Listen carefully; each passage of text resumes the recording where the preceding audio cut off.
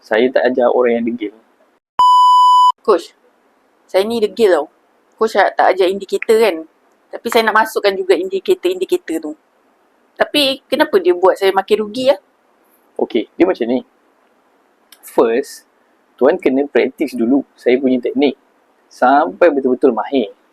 Selepas tu, tuan kena pilih lah indikator yang senang untuk tuan gunakan dengan teknik support dan resistance yang saya ajar.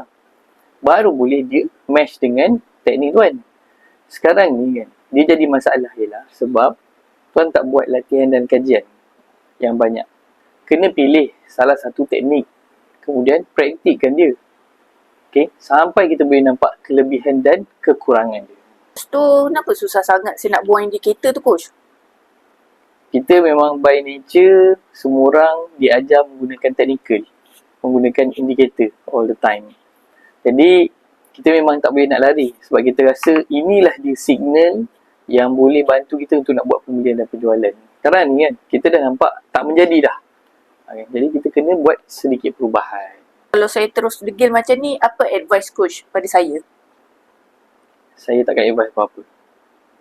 Tuan teruskanlah dengan kehidupan tuan yang sekarang ni. Saya tak ajar orang yang degil.